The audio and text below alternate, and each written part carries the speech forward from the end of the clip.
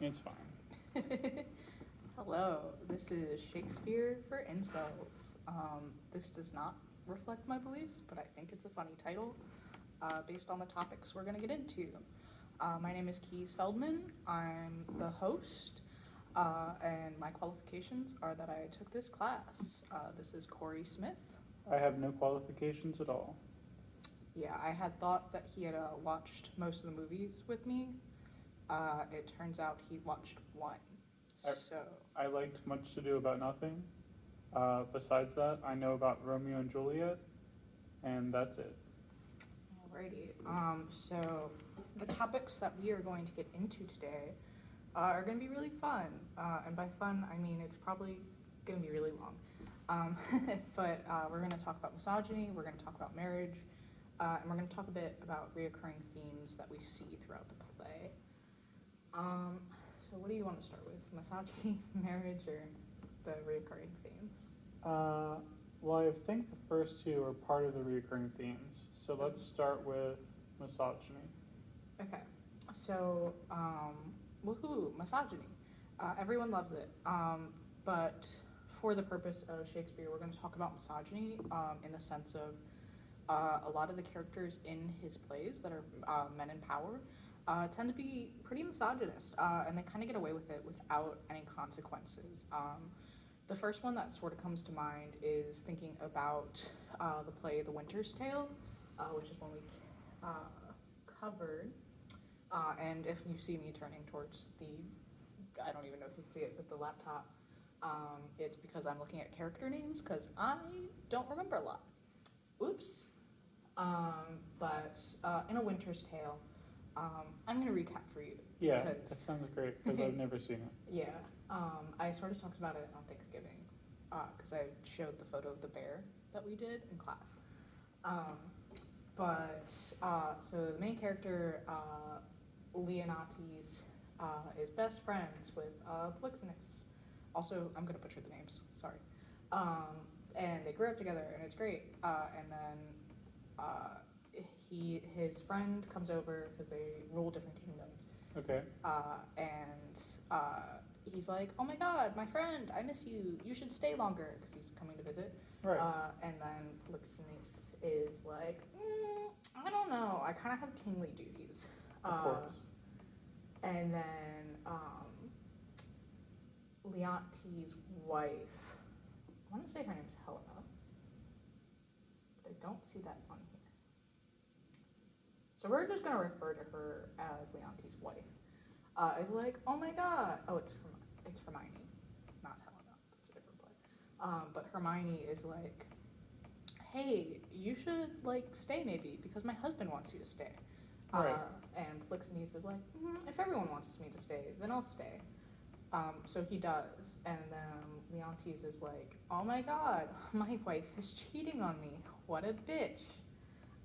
And so then he's like, okay, I'm gonna set up a trap for her, and I'm gonna ask her to go to this garden, and then they're gonna like flirt with each other, and then it'll be confirmed that he's flirting on her, that they're flirting, and whatever. And then he's like, I'm gonna send my spy to like look at it.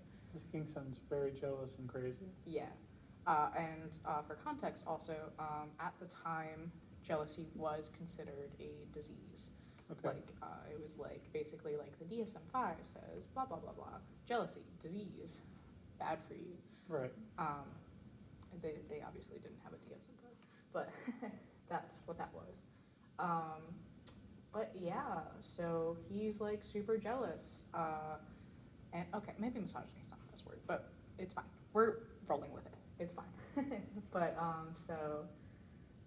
he's like, servant, go check this out. And he's like, cool. And he's like, I'm not seeing this flirting you're talking about. And Leontes is like, you're not looking hard enough. So he's like, I'm gonna assume that you guys are working together, because then eventually the servant is like, oh my god, Polixenes, here's what's going on. You should run away because he wants me to kill you because they think you two are dating. And so they obviously run away because he's like, I don't want to die. Yeah. And the servant's like, I'm gonna die. That's a pretty cool servant. Yeah. Kind of not for Leontes, because then he goes to go work for him. It's a whole thing. It Yeah. doesn't matter. Also, I forgot to mention at the time, Hermione is pregnant, and Leontes is like, I think the baby belongs to Polixenes. So, anyways, so he's like, I'm throwing you in jail, and so she gets thrown in jail, and it's a whole thing, and she has the baby in jail, and her friend Paulina is like, hey, your like wife had a child in jail, come back to your senses, and he's like, no. And so that's the whole thing.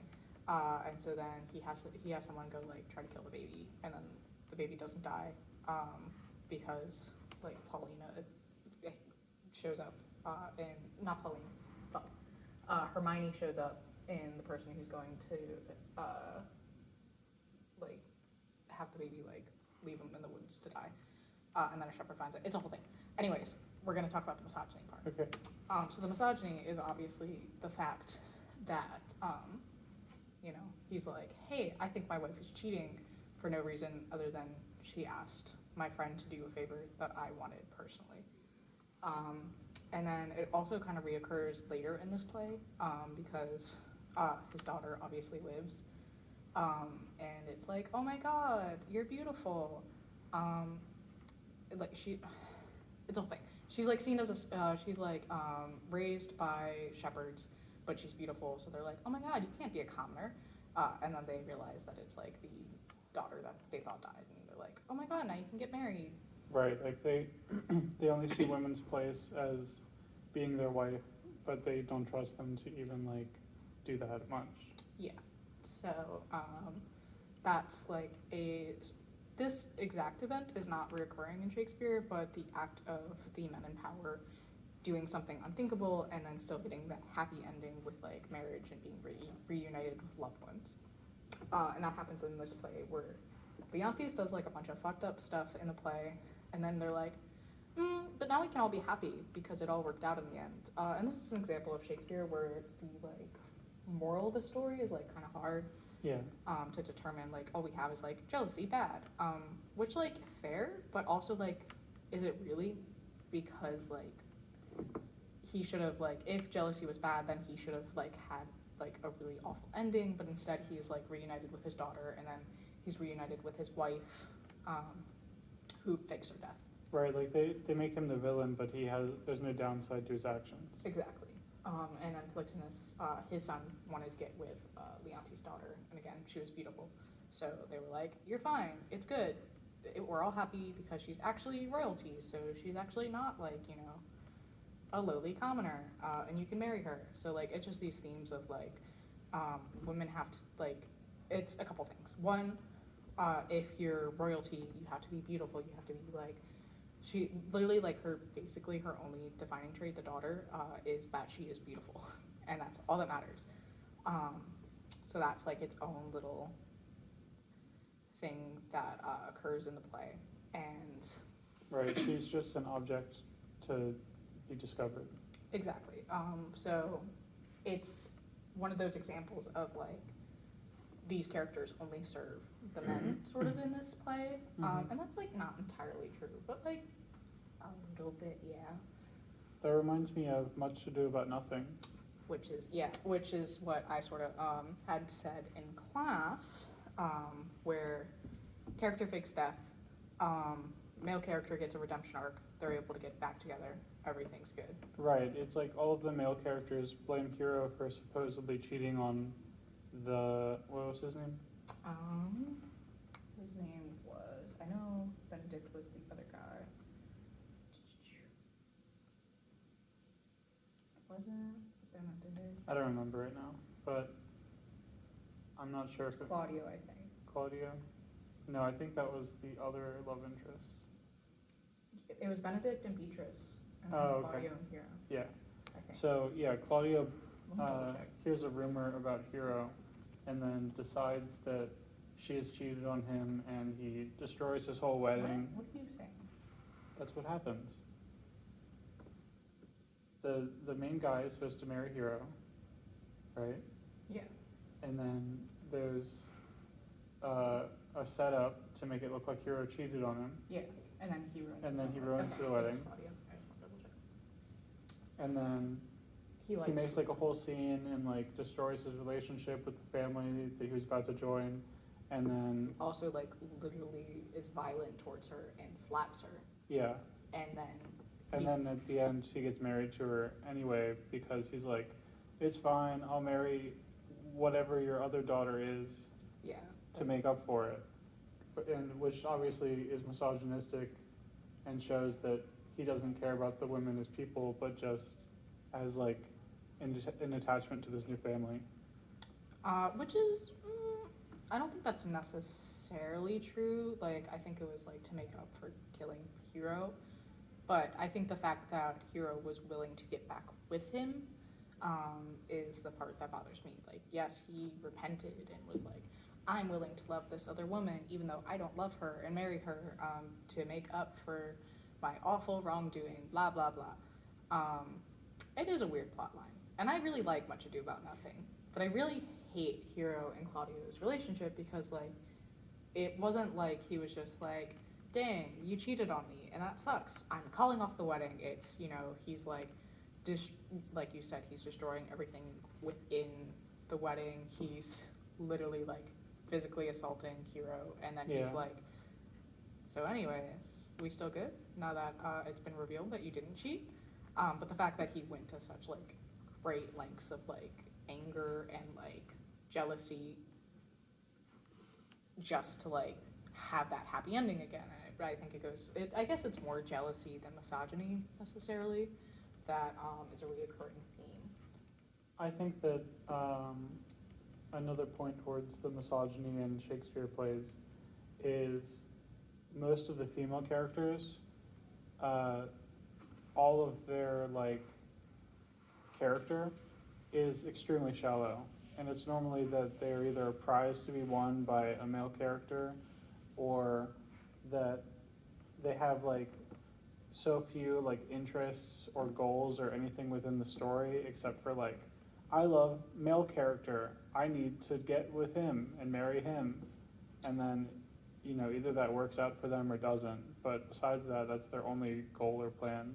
Yeah, and like even if we go with, and we didn't cover this in class, but like Romeo and Juliet, like the whole premise of Romeo and Juliet is basically Romeo sees a pretty girl, and then he's like, I love her, and then he sees Juliet, and he's like, actually, I love her. And then the whole premise is they like instantly fall in love. Like a lot of Shakespeare plays also, there is no leading up to, oh, this is what makes me fall in love with you. Like a lot of it is, like even It's all superficial. Yeah, like with Claudio, he sees Hero, and he's like, I want to marry her. With The Winter's Tale, I can't remember if it's essentially, I see this beautiful woman, I want to get with her. Oh wow, she's royalty, so it's good that we get married. And like he did want to marry her before it was revealed she was royalty, but he didn't have the like official, you can marry him from the father. Yeah. Before it was determined she was royalty. Like the women have to do like a lot of proving themselves and like, I'm a good person. And that's why I really like the relationship between Benedict and Beatrice in Much Ado About Nothing, because at least in that one, Beatrice is a character. Yeah, and there's like a courting game, and Beatrice is like, you know, determining for herself if she wants to be in this relationship or not, and there's a lot of back and forth, which I feel like is more rare in Shakespeare plays. Yeah. And then that kind of tails into marriage. And so one of the reoccurring things with marriage in the plays is it's either this solves all the problems and it's great, or it's the cause of all the problems. And I'm going to reference a paper a little bit. I'm not going to reference it directly, and I'll send you a little. This is for Brian. That's my professor. I'll send you like a link of the stuff that I used for this. But for now, I'm just going to kind of read off it, and yeah. No. Okay. Open. Okay. I'm referencing a little paper titled Lovely Weather for a Wedding Marriage in Shakespeare Plays. Okay. And the reason I'm referencing it is because it focuses on Midsummer's Night Dream and Hamlet in it. It focuses on one other play, but I'm focusing in on these two. So in Hamlet, the cause of the initial problem, aside from death, is the. Do you know much about Hamlet? No. Okay. I know there's a guy that holds a skull, and that's all I know. Okay. Basically, Hamlet's father's killed.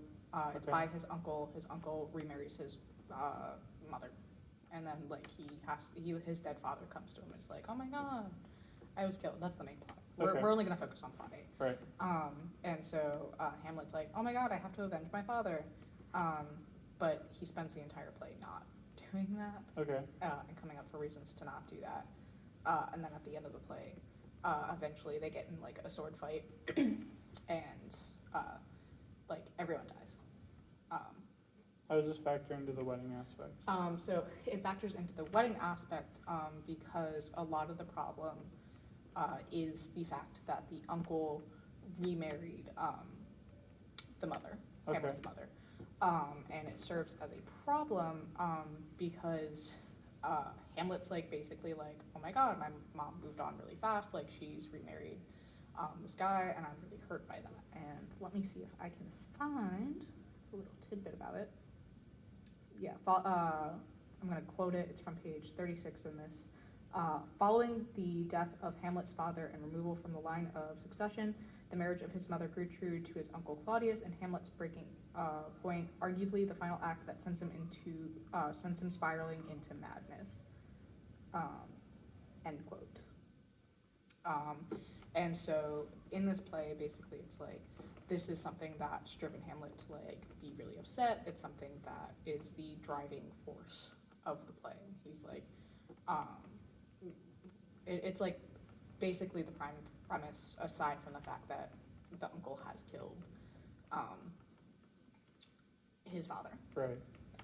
And if we go in, and again, we've discussed this, but if we go into the psychoanalytic reasoning, it's also like, this is the Oedipus, how do you say it? I'm not sure what you're saying. The Oedipus? Yeah, the Oedipus complex. And like, he can't get over the fact that like he loves his mom, blah, blah, blah, blah, until his uncle is dead, which is like what the psychoanalytic theory is. Which like, don't really believe that. But it's like a driving force. And then on the other side of it, being marriage being the problem and, you know, driving Hamlet to madness, blah, blah, blah. On the other end, with plays like Much Ado About Nothing and A Midsummer's Night Dream, it's more, this is the solution, and also The Tempest, and we'll talk about that also. And I'm going to move from A Midsummer's Night Dream, because we've talked about that quite a bit, but it is like the solution in the end of the play, and you know that's what determines it's a comedy versus a tragedy. Hamlet, death, tragedy. This is more of a comedy because of it. So Midsummer's Night Dream is, again, focusing on two couples, which again, another recurring theme. Yeah. The two divided parties. You're going to be a little more interested in one than the other. But it focuses on, I think it's Helena and Lysander. It's either Helena and Lysander or Hermia and Lysander. Again, I'm really bad with names. But basically, these two couples, they're already in love, and then one of them, it's either, again, Hermia or Helena is obsessed with Demetrius, and then there's like a bunch of fairy magic, and then at the end, both couples are in love. Like one couple is in love with, the two characters are in love with two characters, and the other two characters are in love with each other. Okay. And it ends with marriage, and it's something that's supposed to be, woohoo, this is the solution, and whatever. But at the same time, Oberon and, God, what is her name? Oberon and his wife, again, I'm sorry, I'm so bad with names. I think part of the reason why many of the female characters' names are forgettable is because their characters, like we were saying earlier, are pretty shallow most of the time. Yeah, I mean, this one, that's not necessarily, it's mostly because they both have H names for me. I see. But Oberon Oberon's wife is pretty forgettable in this play in terms of like what her name is, and I feel like the play doesn't necessarily focus on her a lot. There's a character named Bottom who turns into a donkey in it, and he like the wife falls in love with Bottom because she's under fairy magic, and like there's a thing there. The whole premise of the play is, oh, you're gonna drop some like fairy dust on their eyes, and when they wake up, the first person they see is gonna be the first person they fall in love with. And for the wife character is Bottom, who's literally an ass, and like that's the joke of the play. And then she does get back with her husband. So it's, like you said, it's one of those, this is the shallow, whatever, whatever. And this is like a prime example of like Shakespeare taking it to the next level of like, I see you and I fall in love with you with this play, and like fairy hijinks ensue, blah, blah, blah. But part of the issue is Oberon and his wife are having marriage issues. He wants to take a boy from his wife, and she says no. So he's like, cool, I'm gonna fuck with you, and you're gonna fall in love with some random man. Right. So it is like a lot of like, Yeah, it's like marriage is either always the goal or always the problem. yeah. And then like there's a lot of theories about like, oh, this might be Shakespeare's view on marriage himself. And I think that's true because like he doesn't focus on the act of falling in love, which is what a lot of like plays and movies and whatever and books will do. They focus on like there's like a whole subset of like multiple genres of like enemies to lovers, like the slow burn, whatever. Like there's a whole series of like this is how people fall in love and this is how people like to see that happen. And I think with Shakespeare, he doesn't really focus on the process of falling in love. He focuses on we're in love, this is the issue with it, here's the solution. Wow, everything ends up okay. And again, that's why I like Much Ado About Nothing. It at least has that enemies to lovers trope. Whereas, like Much Ado About Nothing, we're presented with two characters that are already in love. And You said Much Ado About Nothing. whoops. With A Midsummer's Night Dream, we're presented with two characters that are in love, and there's one character that's in love with another character, but we don't see why they've fallen in love. We don't see any of that. And even with The Tempest, and like, you know, it was Tempest, what is her name? Miranda falls in love with Ferdinand. Basically, it's the first man she's ever seen. He washes up on shore, and it's because her father, like, conditions that to happen. But she sees him, she falls in love with him. He has to prove his love for her by carrying 1,000 logs. It's also like a B plot line, but it's still like, Yeah. it ends with marriage. Wow, like he doesn't focus on the act of falling in love. He's just like, wow, marriage is the solution. Isn't this great? With a lot of his plays, and like I'm dumbing it down again.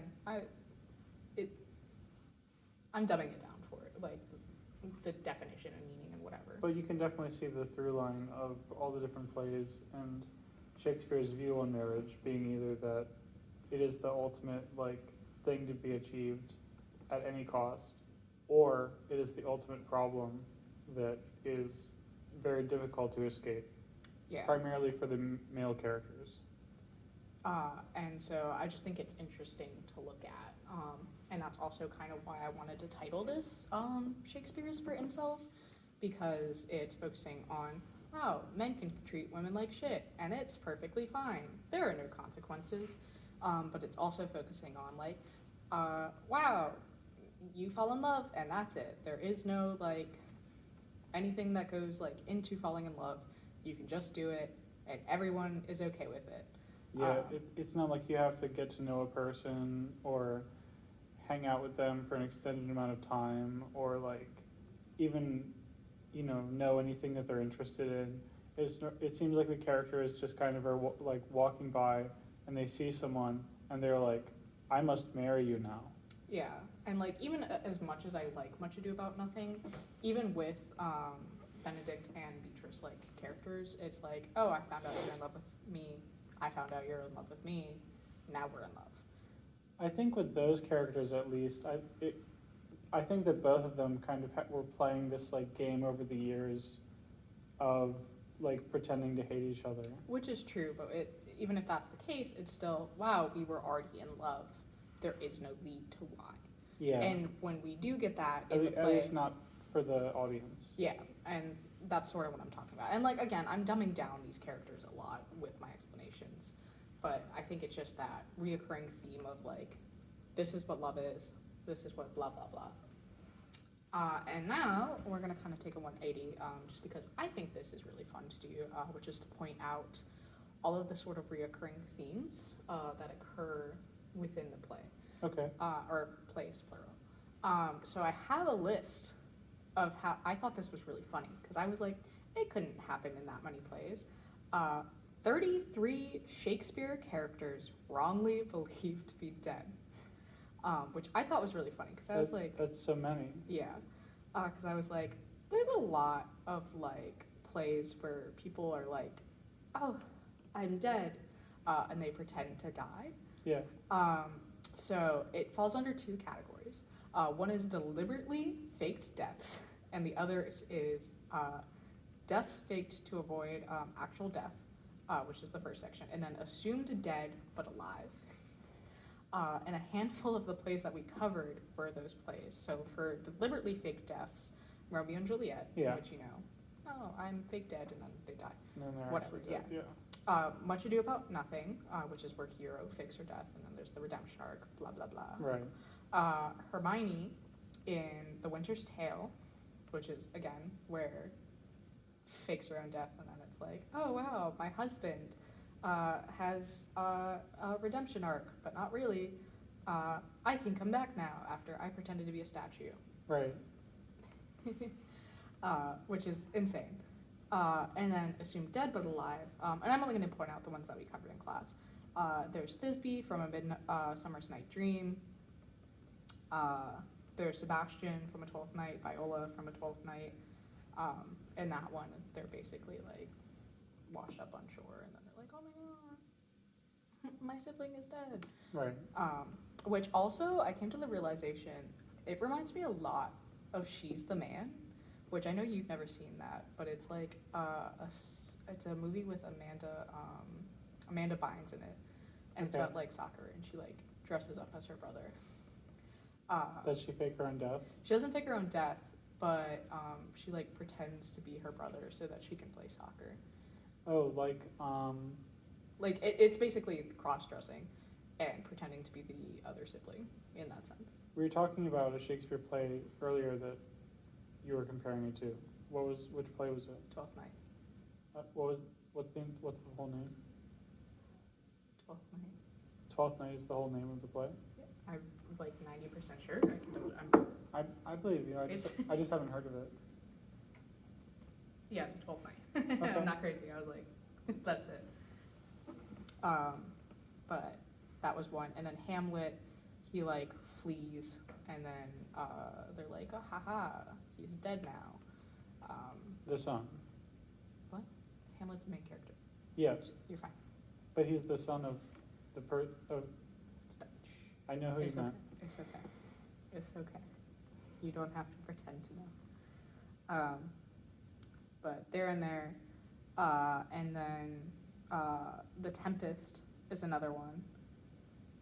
With Prospero, Miranda, Ferdinand, and Alfonso. So Prospero and Miranda were like cast out where they were.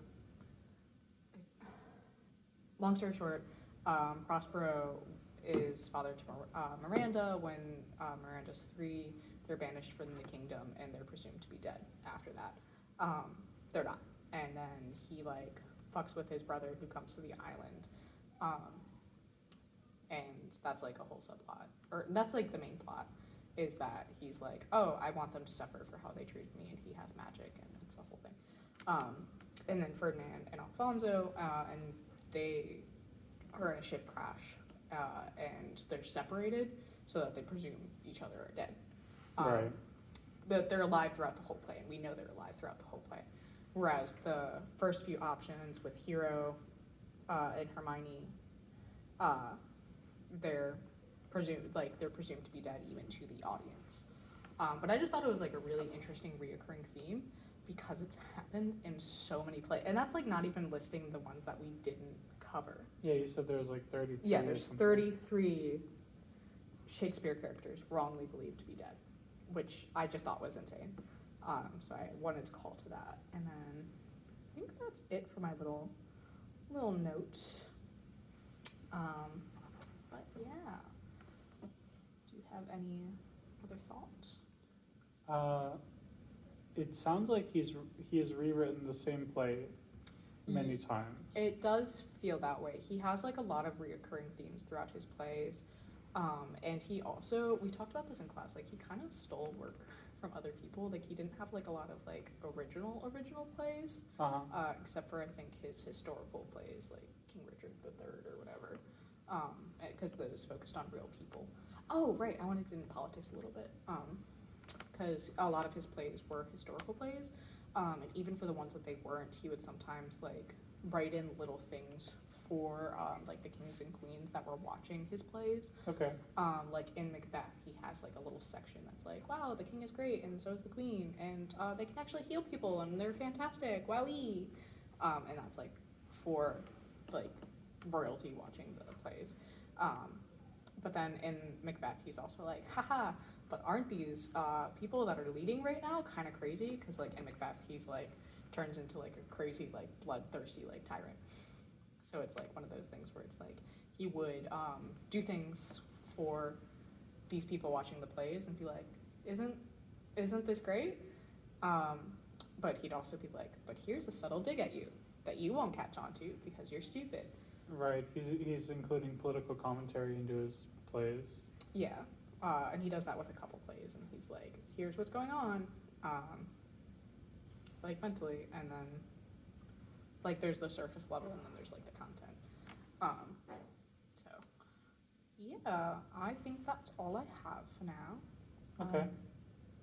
But yeah, this was Shakespeare is for Incels. I realize we stuttered a lot, and it was not great, but we did spend 40 minutes talking about it, so it is what it is.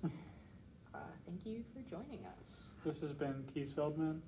I'm Corey Smith, and now I know slightly more about Shakespeare.